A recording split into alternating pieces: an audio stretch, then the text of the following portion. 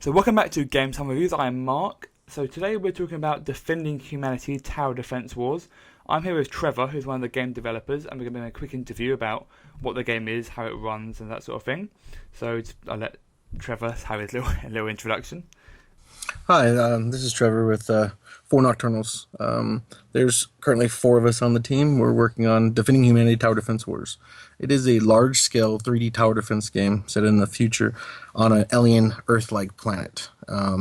We wanted to take classic tower defense mechanics and give it some spins. The first and foremost is having a large 3D world instead of most tower defense games being just a top-down with very little camera control. So on our game, you have full camera control to pan, tilt, zoom, rotate.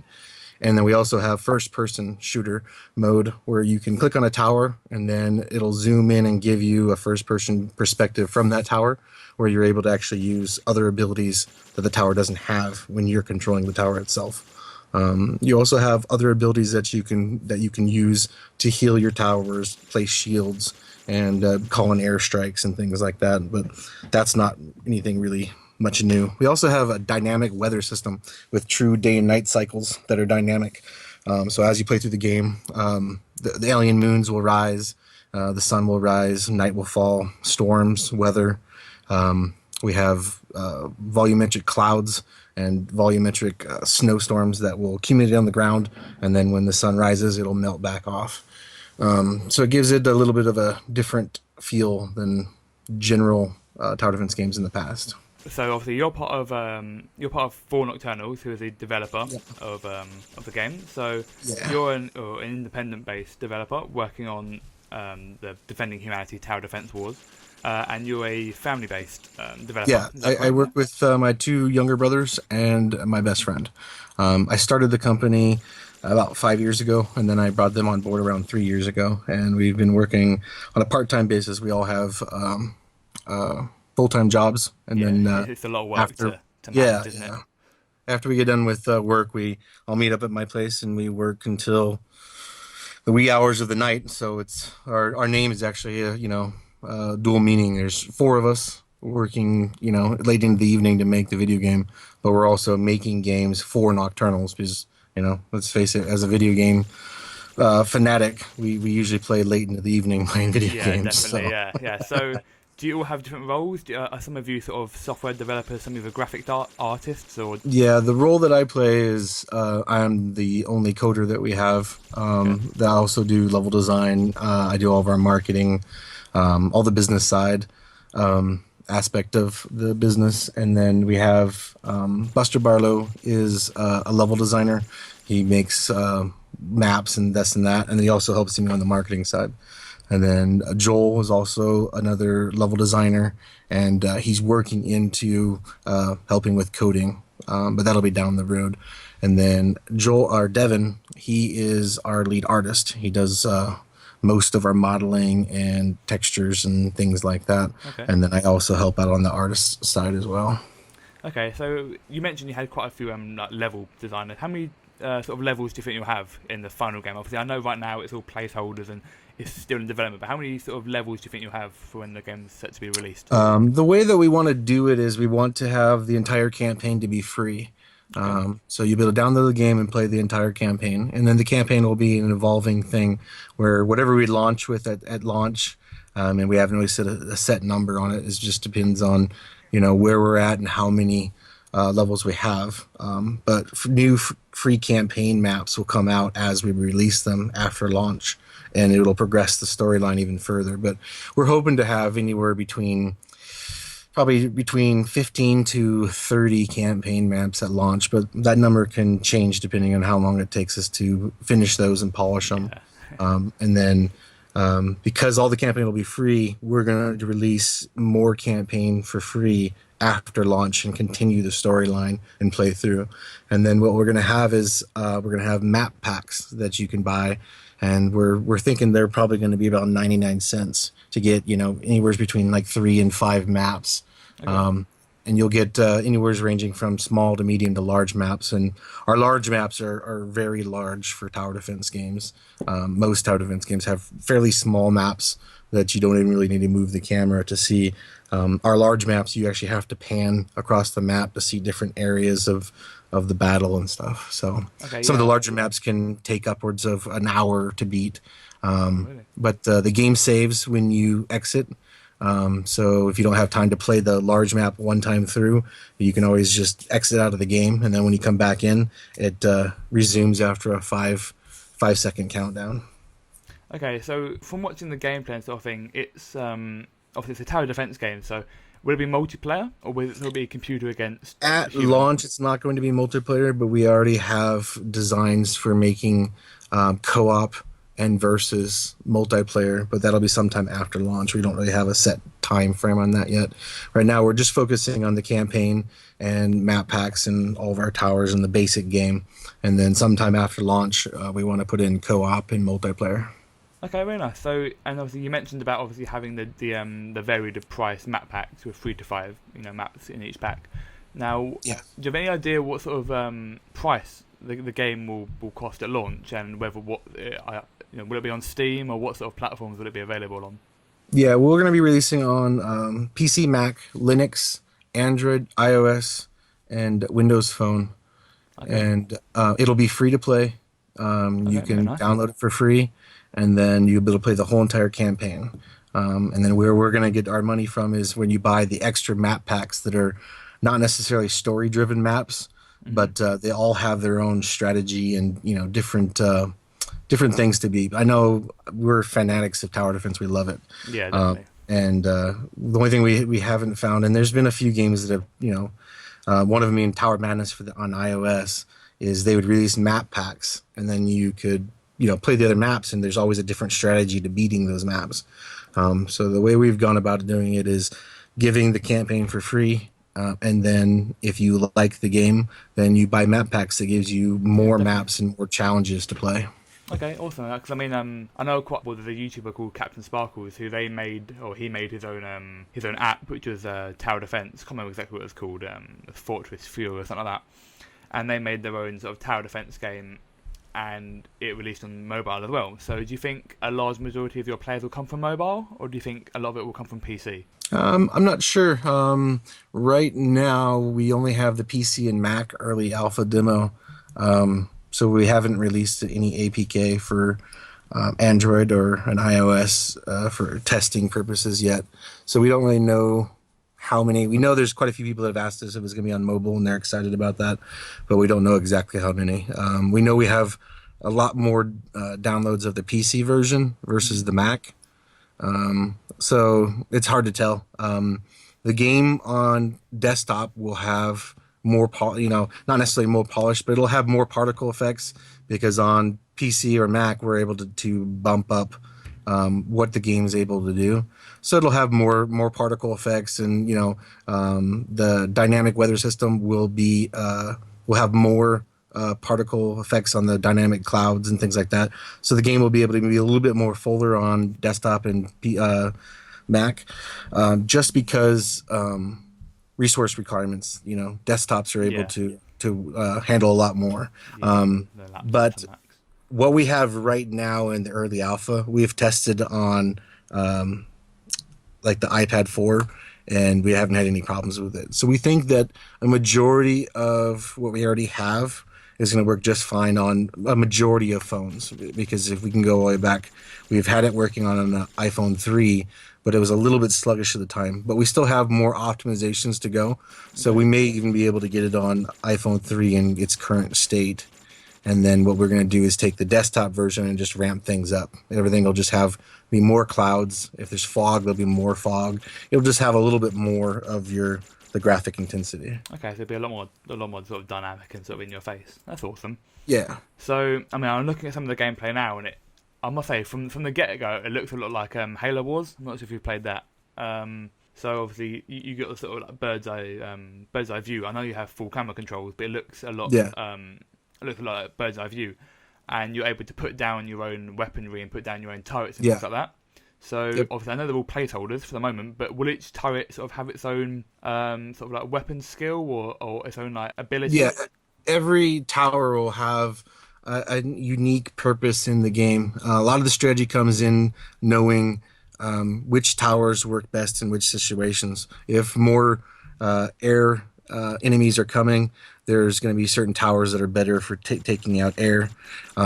If there's tanks that are coming that have shields on them, there's certain towers that'll break down shields better than other towers. Certain towers do faster burst damage. Other towers have longer range, so you're able to hit them further away before they get there. And then we have support towers that heal and buff towers around them. And the enemies do fight back and do damage. Okay. So there's a nice strategy on knowing how much support towers you need near your damaging towers to keep them alive when the waves, big bosses come through and things like that do Yeah. quite a bit of damage. And then there's faster, more mobile enemies that your burst damage towers do better at taking those down because your higher DPS, slower firing turrets usually prioritize your bigger, slower, harder to kill enemies. So there's a lot of strategy involved in what towers you pick and use. And that's another thing we plan on expanding throughout the game is adding more and more towers that have unique abilities just to grow it. We don't plan on just launching it and then moving on to our next game. Yeah. We actually want to grow it and uh, Work on it a little bit. Sort of yeah, build it and up here. and Yeah. continue to work on it. We want to add co-op and multiplayer, and then continue to come out with new maps and progress the storyline for quite a while. Yeah. So I mean, correct me if I'm wrong, but for a lot of people who haven't seen what this game is before, from the look of it, it's very like path based. So the enemies follow a path to the tower. Is that correct? There's two map styles that we have, or there's three actually. One is a linear math pathing where they start in a certain specific location, and then they go across the map and either a destroy a key building that you're trying to protect, or they get past your map and you're trying to stop them from getting past your map because the next map you're going to play has like a city next to it, and that's where they're heading to go blow up a city. Okay. And a lot of the backstory of the game is we came to this planet in search of these crystals that we need, and we didn't think anyone lived on the planet. When we went to land on the planet, some undetected gases interfered with our engines, and we crashed land. Okay. Shortly after, gathering our survivors and building a city, we made contact with aliens that were subterranean. And they were peaceful at first and welcomed us to their planet and told us as long as we don't go underground, that we could live there in peace. So we agreed, and the peace stood until we figured out a way to break orbit. We modified our engines so that we could break orbit and leave the planet because we wanted to go back home. We had gathered some crystals that we needed, and they told us we could have any crystals above surface we wanted. But what they were really wanting to do is they'd never figured out a way to break orbit and leave their planet, and they were a warlike race. So as soon as they learned of Earth and how we learned how to break orbit, they attacked and wiped out our capital city on the surface. So we're now in a war to defend all of humanity because they know where Earth's at, and they know now how to get off their planet, and they're going to go straight for Earth. So it's a fight to save humanity. So a lot of the maps range in defending key components, defending our citizens that are still alive from the crash. And the other map style that we have is amazing map, where they'll come in at a certain point on the map, and then where you place your towers, they have to route around those towers. So you kind of control how those maps play out because you can build in any order you want. You'll have a big square or multiple squares, and then by placing towers in a certain mazing path, you can make that path however you want, and then the enemies will go around it while firing. Okay, so the path is dynamic to what's the sort of environment that you build yourself with the towers. Yes, and then Okay. we have a hybrid of both, where there's some pathing and then some mazing on the same map. So you'll have spots where it's linear and they just follow a path, and then you build your guns next to the path, and then they'll come into a mazing spot where you actually build the maze and build your towers and figure out which way they're going to go. and then it could then go back to another pathing, and then back to another mazing on the same map. Okay, I mean, so from what it sounds like you've obviously thought a lot about the narrative of the game. You've thought about the backstory and the Yeah, how it sort of creates an atmosphere. So we obviously at Game Time Reviews think about the gameplay of the game. So it doesn't really matter. In our opinion, games, the graphics doesn't matter really. The narration doesn't really matter. It's about the gameplay. It's the right, core focus of the game. So how good the game plays. If it's fun to play, then obviously you come back to it. Games right, like I don't know. A game I've been playing recently is Just Cause 3. So the gameplay is really fun, but the narration of the game, I'm not sure if you played it, but the narration is pretty much, and the plot is always the same. So there's a dictator which you got to come into the island and kill, and that's been the same right. across all three, of the series. But the gameplay is the main thing that people come back for, and I think that's why Just Cause 3 is such an awesome game in itself. Is that the gameplay is so fun. I mean, the plot isn't really that good, but you don't really come back for the plot. And it sounds like for your game, you've obviously thought about the narration and things like that, and how it feeds into the actual game itself. And obviously the crystals here, I can see in the gameplay, you got the blue crystals coming out of the rocks. So Yeah. it all feeds into the actual gameplay itself, which is Yeah, there'll be maps that have crystals there. Some of the maps you'll be defending key crystals that we need. Other maps you'll defending citizen areas that have residential areas that we're trying to protect. Other maps they're just trying to pass straight through because they're going to another key location that's going to be on another map after you beat the one you're on. And a lot of the gameplay for us is the strategy involved on how to beat it. We'll have easy, medium, and hard, and then we're probably going to have like an insane difficulty. yeah, We really like really hardcore people. challenging, hard tower defense games where you really have to think about where you place your towers, what towers you place there, and we're pretty good at tower defense games, and are really difficult ones.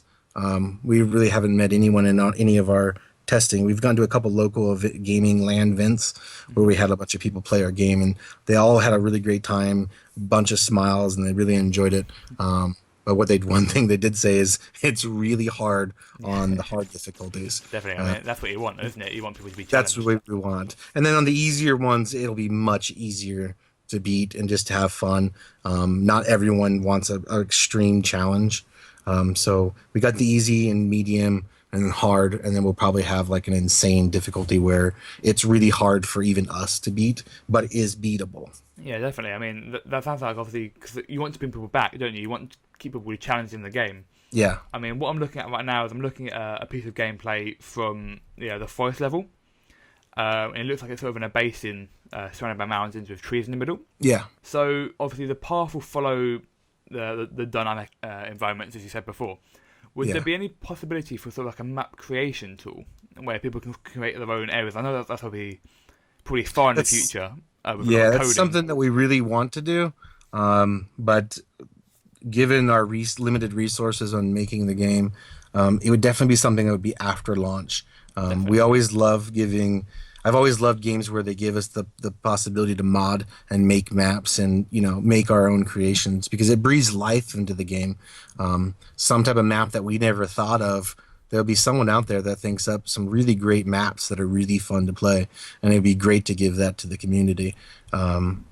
So that's something that we really love to do, and as long as we're able to continue development on the game after launch, we just want to continue to breathe more life into the game. We're not in any rush to go move on to the next game.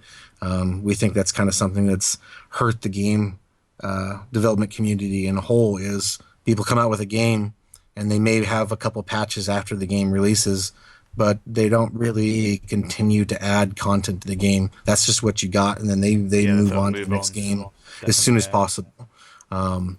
We don't really view it that way. We want to continue to breathe life into the game and build a community around the game that's fun to play. And then years later, maybe even make a second game in the same genre, or Okay. branch out in the same universe. Maybe branch out to a game that mixes RPG elements along with the tower defense elements in the same type of universe. Okay, awesome. I mean, so is this sort of set in the Milky Way galaxy, or is this set in some sort of far out galaxy far away? Yeah, it'll be a galaxy that's fairly far away. We left from Earth a journey to go there to get these crystals, because an asteroid fell on Earth that had these crystals in it, and we track this asteroid back to the solar system where this planet is. So we set out on a journey to go there to get crystals. Because with the crystals, we're able to do clean power sources and all these other advances that Earth was able to enjoy because of those crystals. Yeah, I mean, it reminds me a lot of Time Splitters. I'm not sure if you played that. It reminds me a lot of Time Splitters, where you have to go and find all the time crystals, which Yeah.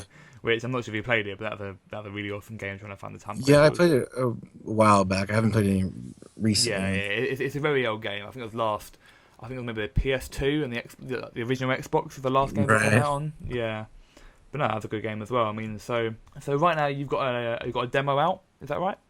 Yeah, we have an early alpha demo, so it's definitely in the early phases. All the towers and enemies are placeholders.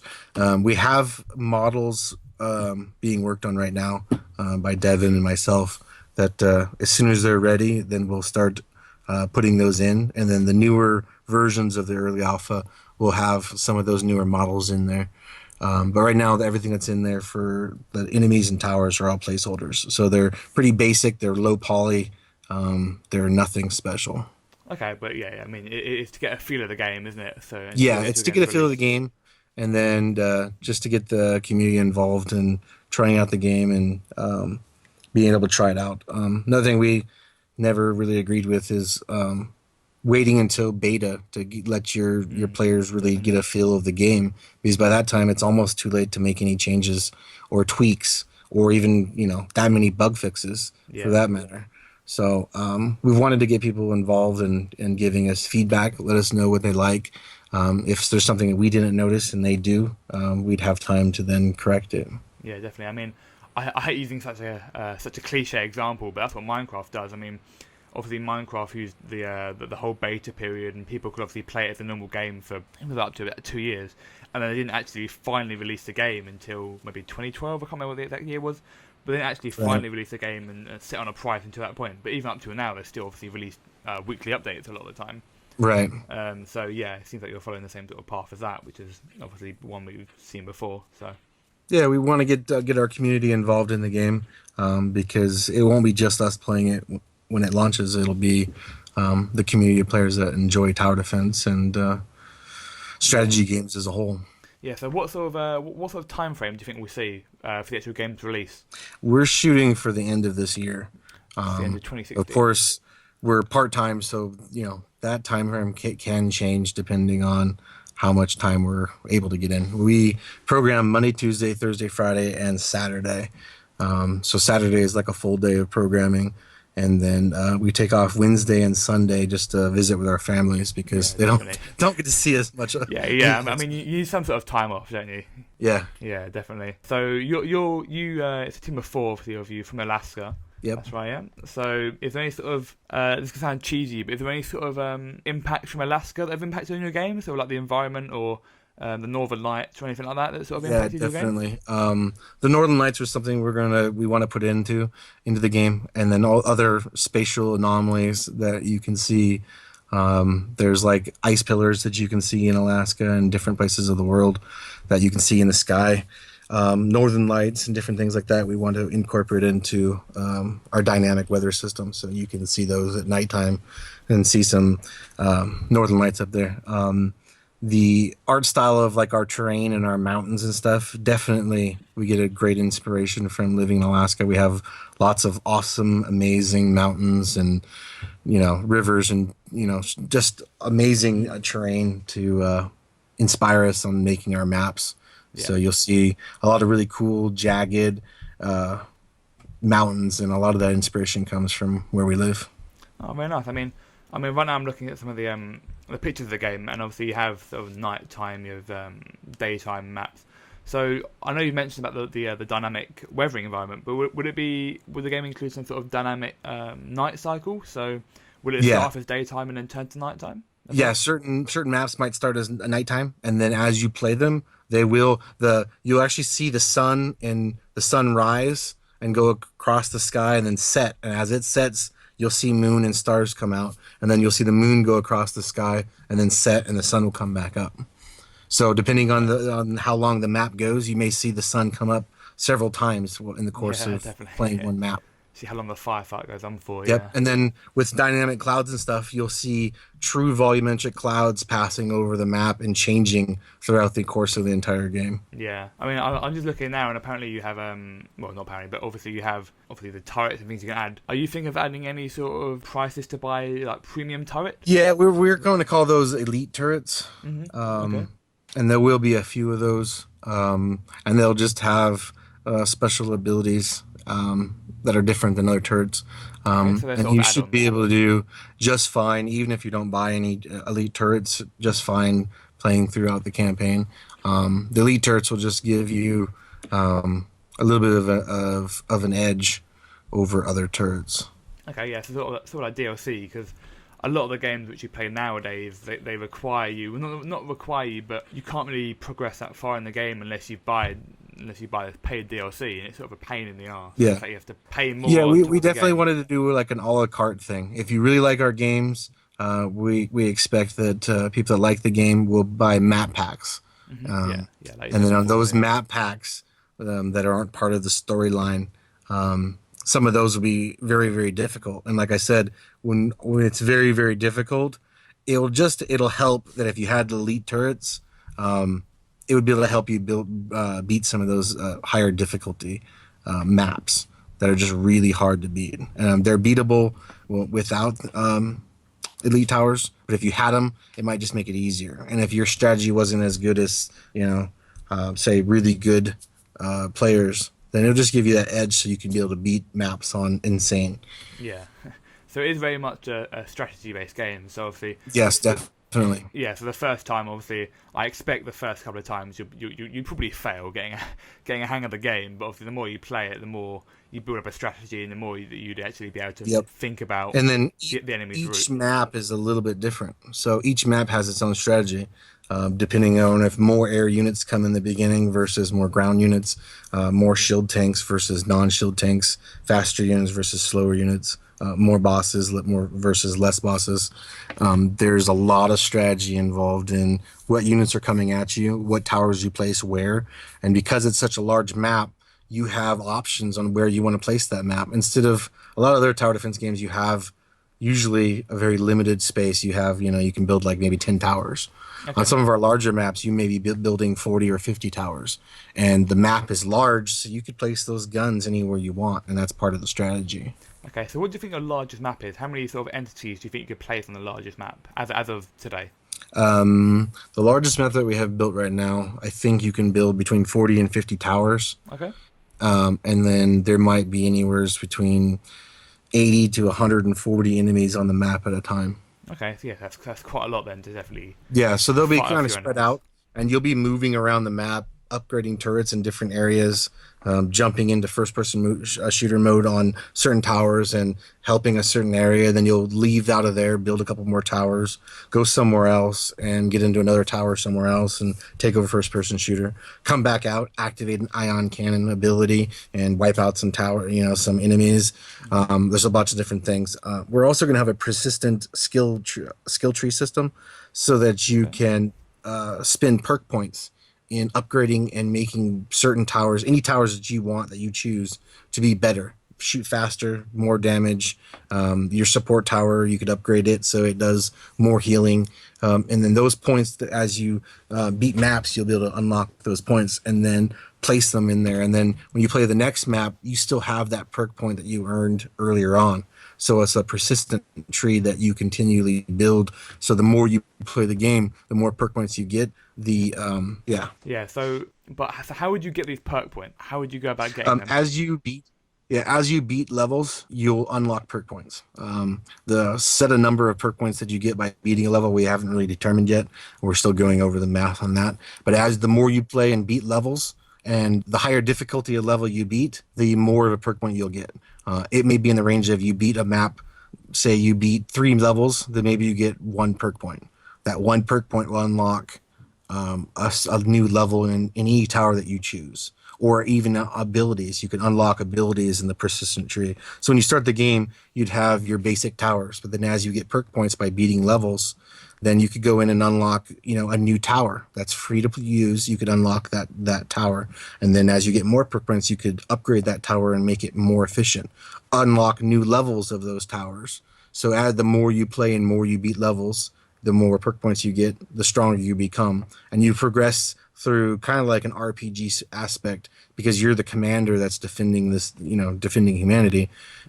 You're putting points in how good you are at using certain towers, certain abilities, and that's all up to you to choose how your playstyle, goes. If you like using abilities more than having stronger towers, you can unlock your abilities and make them stronger. Unlock an ion cannon, for instance, and then make it have a bigger blast radius and longer intensity and things like that. You can call in bigger airstrikes. Okay. You could unlock, say, if you start the game with like 4 towers, there'll be other free towers that you could unlock that do different things. You could unlock a better, like say you could unlock a beam laser that maybe say you don't start with at the beginning of the game, and then you can unlock that, and then you can start using that from there on out in the game. So there'll be a lot of customization that you can do in how you play and how you want to play. If you really like the pulse laser, you could put all your perk points in that and make your pulse lasers really, really strong.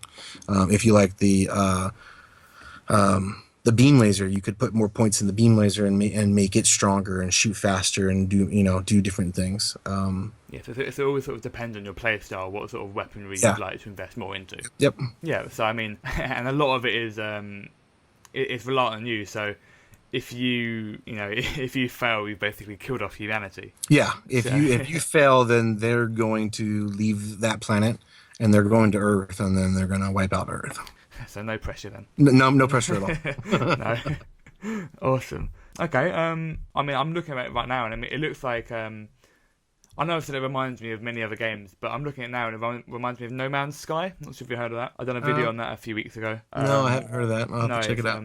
No Man's Sky. It's similar to yours. It's a computer generated game in which you can fly around and explode from planets. I'm not going to dwell on that too much because that's not what we're here for. But the sort of maps look like there'd be something from No Man's Sky. I mean, I'm not sure if there'd be some sort of algorithm you could use to maybe computer generate a land. I'm not sure how possible that would be. No, all of our trains we hand make them with the built-in Unity tools.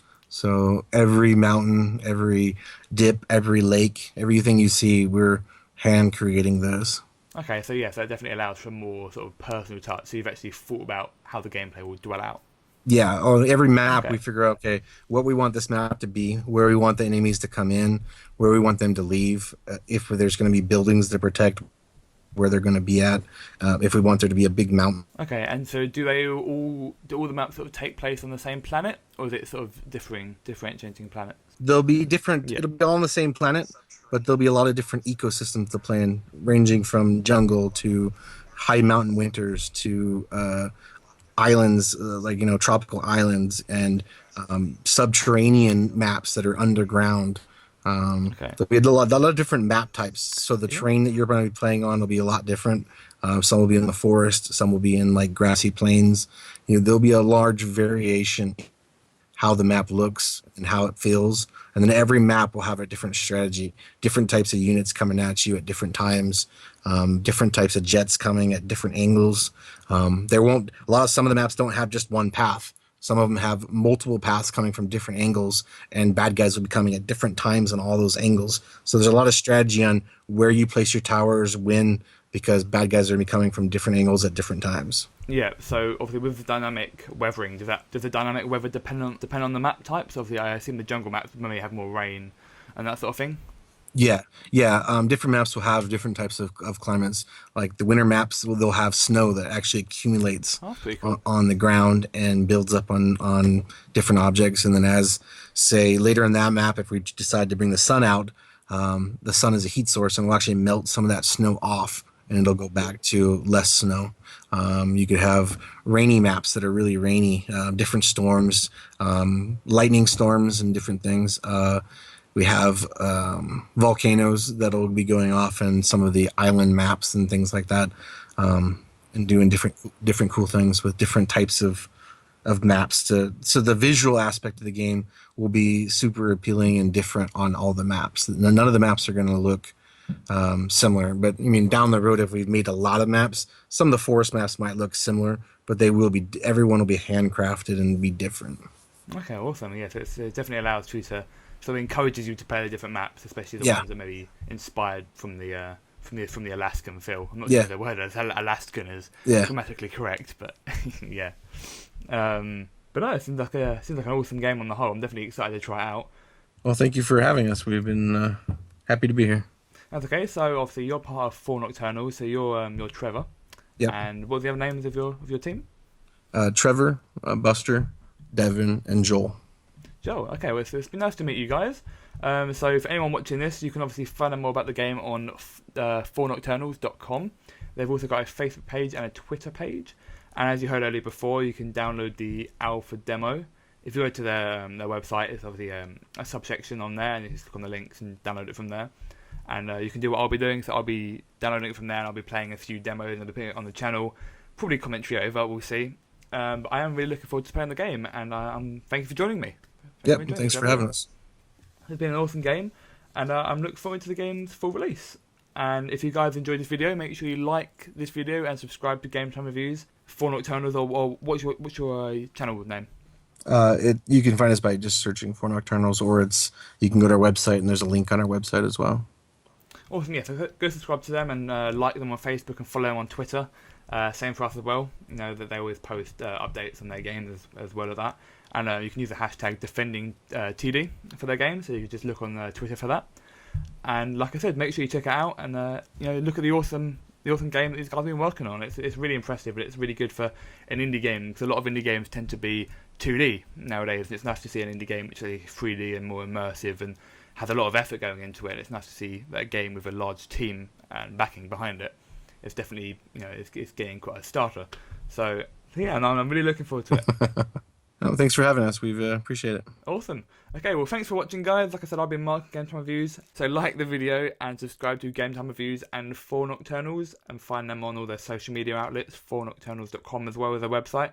And thanks for just watching this video. So I've been Mark, and have a great day. I'll see you later, guys, and a goodbye from Trevor as well. Thanks for having us. That's right. Bye-bye, guys. Peace.